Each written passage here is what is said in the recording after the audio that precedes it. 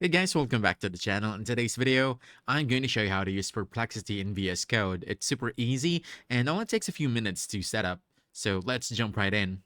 First, you want to open your Visual Studio Code on your computer, and on the left sidebar, you'll see an icon that looks like a few squares.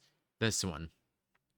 Now, that's your extension tab. You want to click on it, then in the search bar, just simply type Perplexity.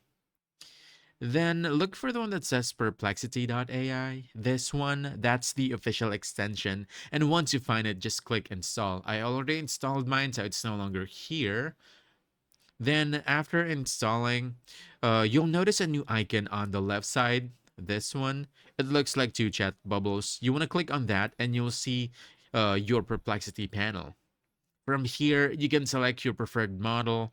Options include Sonar Pro, Reasoning Pro, and Deep Research.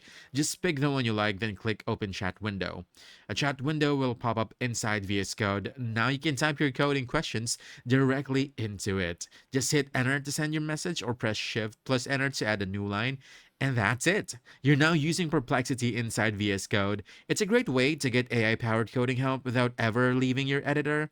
So if you found this helpful, don't forget to hit that like button, subscribe for more quick guides, and I'll see you in the next one. Thanks.